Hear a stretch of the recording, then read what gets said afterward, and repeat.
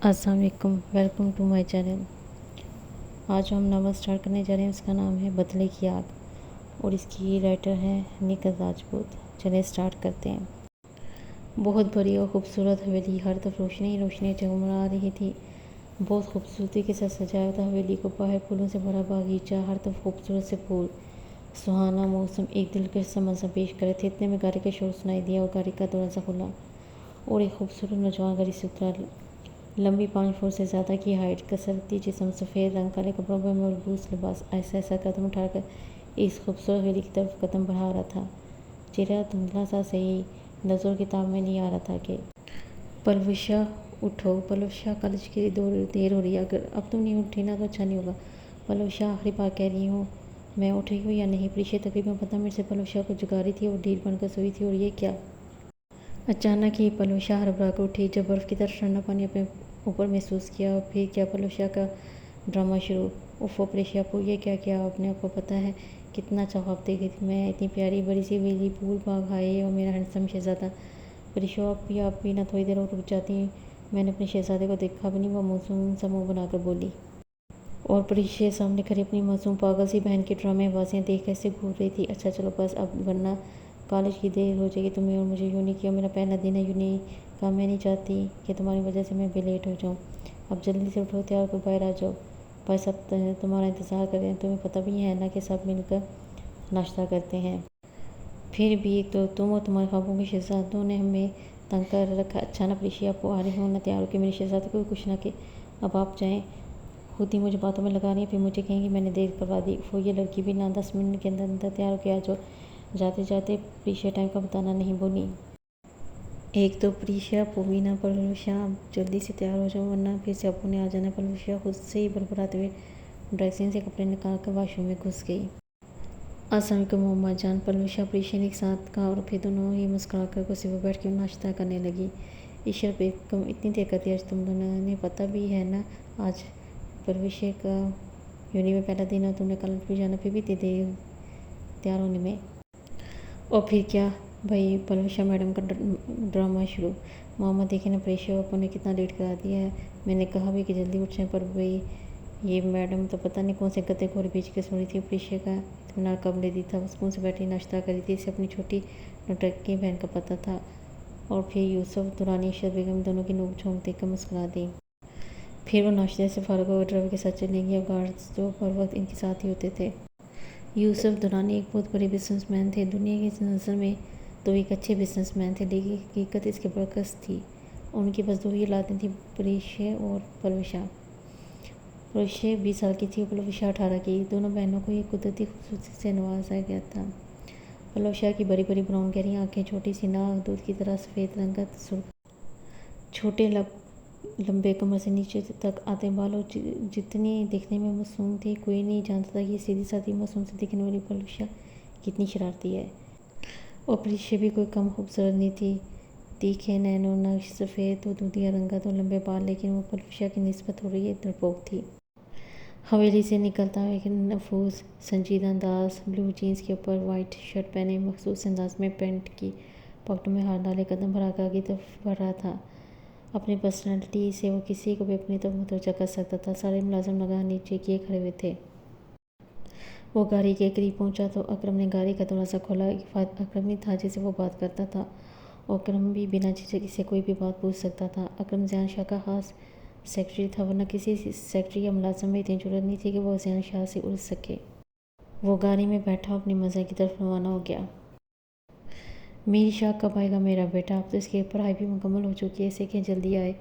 इसे तो कोई खुशी नहीं है। जवान औलाद है, कहीं बेरूनी मुल्क रहकर मेरे बच्चे की आदतें खराब भी ना हो जाए। आयशा बेगम ने कहा, आप क्यों टेंशन लेती हैं जनाब?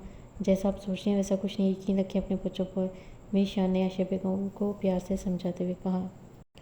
और मेरी शहजादियाँ कहाँ हैं भाई? मीर शाह ने पूछा। पता तो है आपको, इन अफलातूनों का जल्दी ही रवाना होगी यूनी के लिए। और फिर मीर शाह और आयशा बेगम नाश्ते की तरफ मुतवज्जो हो गए। मीर शाह ने 2 शादियाँ की थी। इनकी पहली बीवी आसिया शाह, इनमें से एक औलाद दी जो कि ज़ियान शाह था। फिर किसी हादसे के तहत वो इस फ़ानी दुनिया से कूच कर गई। और मीर शाह की दूसरी बीवी यानी आयशा बेगम, वो मीर शाह की कज़न भी थी। इनमें से 2 औलादें थीं। अयान शाह हया शाह सबसे बड़ा ज़यान शाह 25 साल खूबसूरत नौजवान 6 फुट से निकलता हुआ कद कसरती जिस्म, चौड़ा सीना, बड़ी बड़ी भूरी आंखें, माथे पर बिखरे हुए बाल जो कि इससे और खुशी बनाते थे, और बहुत संजीदा किस्म का अंदाज। ना ज़्यादा किसी से बात करना, ना घर भी रात को लेट आना ताकि ज़्यादा किसी से बात ना हो। वजह आयशा बेगम थी। ज़यान शाह ने पढ़ाई मुकम्मल करने के बाद अपने पापा का बिजनेस संभाला था जो कि अब टॉप पे था। ऑफिस में सब लड़कियां ही ज़यान शाह पे फिदा थी, पर वो किसी को मुंह नहीं लगाता था, बस अपने काम से काम रखना। और ज़यान से छोटा अयान शाह जो कि 23 साल का था तो वो भी बहुत खूबसूरत 5 फुट से निकलता हुआ कसरती जिस्म, सफ़ेद रंग, गहरी काली आंखें, सबसे ज़्यादा पुरकशिश चीज़ जो इसे मज़ीद खूबसूरत बनाती थी वो थे इसके डिम्पल्स जो कि इसने आयशा बेगम से चुराए थे। वो ज़यान की निस्बत थोड़ा चुलबुला, बातूनी और शरारती था। अयान शाह अपनी पढ़ाई के लिए बैरूनी मुल्क लंदन गया हुआ था। अब इसकी पढ़ाई मुकम्मल हो चुकी थी, इसलिए आयशा बेगम भी शाह से सलाह करी थी कि अयान को वापस पाकिस्तान बुलाएं। वो सबसे छोटी और इन दोनों भाइयों की जान हया भी 20 साल की थी और खूबसूरती में तो भाइयों से भी आगे थी, और हया के बस एक साइड डिम्पल नुमा होता था, और हया भी यूनी में पढ़ती थी। हस्म मामूल रोज़ की निस्बत पलूशा अपनी दोस्त हरीम के साथ कैंटीन में बैठी बातें कर रही थी, और साथ साथ हरीम को परेशान भी। यार हरीम तुम कितना खाती हो, बस भी कर दो, खा खा कर मोटी भैंस बन जाओगी। पलूशा ने हरीम को चिढ़ते हुए कहा, पलूशा ना करो यार, खाने पर ना टोका करो। हरीम ने समोसा खाते हुए कहा, यार हरीम तौबा करो, कितना खाओगी, 4 समोसे खा चुके तुम। अच्छा तुम खाओ, मैं ज़रा वॉशरूम से होकर आती हूँ। पलूशा अपने हाथ धो रही थी कि किसी की आहट पाकर पीछे मुड़कर देखा तो किसी नकाबपोश ने पलूशा के मुंह पर मार रखा। वो कुछ समझने की कोशिश करती, इतने में बेजान होकर नकाबपोश की बाहों में झूल गई, और नकाबपोश से बाहों में भरता जैसे आया था वैसे ही गाड़ी की जानब भर गया। पलूशा को गाड़ी में बिठाया और गाड़ी अपनी मंजिल की तरफ रवां दवा हो गई। परीक्षा का आज पहला दिन था यूनी में, तो वो थोड़ा घबरा रही थी। वो जैसे ही क्लास में एंटर हुई सबकी त्वचा का मरकज़ वही थी, और होती भी क्यों ना इतनी प्यारी और दिखने में बिल्कुल मासूम सी गुड़िया लग रही थी। सबकी नज़रों किताब ना लाते हुए जो कुर्सी खाली नजर आई इस पर बैठ गई। हाय हया ने मुस्कुराते हुए कहा। प्रीशा ने अपनी दूसरी जानब मुड़कर आवाज़ की, ताकि मैं देखा तो एक खूबसूरत सी लड़की मुस्कुरा कर हाथ आगे बढ़ा रही थी, जिसे प्रीशा ने थोड़ा झिझकते मुस्कुरा कर थाम लिया। Prisha Yusuf. Oh beautiful name, Prisha like you beautiful doll. हया ने प्यार से कहा। प्रीशा को हया बहुत अच्छी लगी थी। इसी दिनों क्लास स्टार्ट हुई, सब इस तरफ मुतवज्जो हो गए। ड्राइवर के साथ सी प्रीशा ही वापस लौटी थी। घर पहुंचने पर प्रीशा ने ईशा बेगम से पूछा, मामा पलूशा आ गई है क्या? हमने इसका बहुत इंतज़ार किया पर वो नहीं। मुझे लगा अपनी फ्रेंड के साथ ना आ गई हो वापस, क्योंकि काफ़ी दफ़ा पलूशा हरीम के साथ वापस आ जाती थी। पर वो जब पलूशा घर नहीं पहुंची तो वाकई सबको टेंशन हुई, और इशरत बेगम ने यूसुफ दरानी को कॉल की, जो कि दूसरी बेल पर रिसीव भी होगी। तो उन्होंने यूसुफ दरानी को पलूशा के बारे में कहा किया, तो अब वो ऑफिस से सीधा घर की तरफ रवाना हुए। जैसे ही यूसुफ दुरानी ने घर में कदम रखा, सब सेक्रेटरी नजरें झुकाए खड़े थे। कहाँ गई मेरी बिटिया? कहीं से खरूज भी आई तो मैं तुम सबको जान से मार दूंगा। कहाँ थे तुम सब? हाँ, गधों की फौज पा रखी है मैंने। जाओ, मेरा मुंह क्या देख रहे हो सब? जाकर पता लगाओ मेरी बेटी का, नहीं तो मैं जिंदा नहीं छोड़ूंगा तुम सबको। गाड़ी अपनी मंजिल तक पहुंची और ज़यान शाह किसी बेजान वजूद को अपनी बाहों में उठाए अंदर की जानिब बढ़ रहा था, और वो बेजान वजूद किसी और का नहीं बल्कि पलूशा थी। ज़यान हवेली में दाखिल हुआ। पलूशा को एक रूम में ले जाकर कुर्सी पर बांध दिया और डोर लॉक करके वापस हवेली की जानिब चल पड़ा, और सेक्रेटरी को हदायत देना नहीं भूला था, इस रूम में कोई भी नहीं जाएगा और ना ही ये डोर कोई ओपन करेगा। अगर कोई इस रूम के आसपास भटकता हुआ दिखाई दिया तो जिंदा गाड़ दूंगा।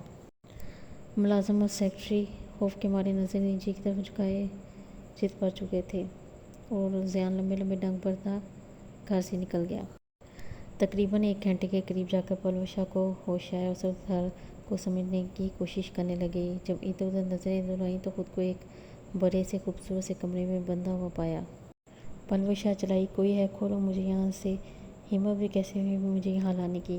वो भूखी शेरनी बनी गिरा रही थी, और ज़यान शाह इत्मीनान से बैठा पलूशा की हर एक हरकत पर नजर रखे हुए था। प्रीशा का रो रो कर बुरा हाल था। इशरत बेगम का भी यही हाल था। वो प्रीशा को पुरस्कून करी थी कि पलूशा जहाँ भी होगी ठीक होगी, और तुम्हारे पापा बहुत जल्द इसे ढूंढ लेंगे, मुझे पूरा यकीन है। अच्छा अब तुम यूनी के लिए तैयार हो जाओ, यूनी जाओगी माइंड फ्रेश हो जाएगा मेरी बच्ची का। चलो शाबाश, उठो तैयार हो जाओ। ना चाहते हुए भी प्रीशा यूनी चलेगी। हे प्रीति गर्ल। प्रीशा ने मुड़कर देखा तो हया से मुखातिब थी। जी। प्रीशा ने मुख्तसर सा जवाब दिया। हे प्रीतिकर, आर यू सेड? हया ने पूछा। नहीं, बस यूं ही। अप्रिशिए किसी पर इतनी जल्दी कैसे यकीन कर लेती, किसे बता दे कि इसकी बहन कल से गायब है और इसी वजह से वो खुद भी परेशान है। धीरे धीरे प्रेशिया ने पलवशा के लिए दुआ की कि पलवशा जहाँ भी हो ठीक हो। यार कहाँ खो गई हो? हया ने प्रीशिया को फिर से बुलाया। प्रीशिया अपनी ख्यालों में गुम थी कि हया की आवाज़ सुनकर होश में आई। नहीं, कुछ नहीं हो। फिर दोनों क्लास की तरफ मुतवज्जा हो गए। इधर पलवशा चलाई जा रही थी, इतने में दरवाजे को खुलने की आवाज़ आई और ज़ियान शानदार दाखिल हुआ। कौन हो तुम और मुझे यहाँ क्यों लाए हो? हिम्मत भी कैसे हुई मुझे यहाँ लाने की? तुम जानती नहीं हो मैं कौन हूँ। मेरे पापा जल्दी तुम्हें ढूंढ लेंगे और ऐसा शेयर करेंगे तुम्हारा कि तुम याद रखोगे। पलवशा बिना रुके बोली जा रही थी। इतने में ही ज़ियान इसके करीब आया, घुटनों के बल इसके मुकाबले बैठ गया। हिम्मत तो मेरी जान तुमने अभी देखी ही कहाँ है मेरी। हो रही बात तुम्हारे पापा की, तो देखते हैं वो तुम्हें कब तक ढूंढ पाते हैं। पलवशा डरने वालों में से तो थी नहीं। फिर से शुरू हो गई। जंगली सान खोलो मुझे, मैं तुम्हारा मुंह नोच लूँगी। ज़ियान गुस्से से उठा, इसके बालों को अपनी गिरफ्त में ले लिया। आज की वीडियो में इतना ही, बाकी स्टोरी नेक्स्ट वीडियो में। आप सबसे मेरी रिक्वेस्ट है, मेरे चैनल को सब्सक्राइब करें और मेरी वीडियो को लाइक और शेयर ज़रूर करें।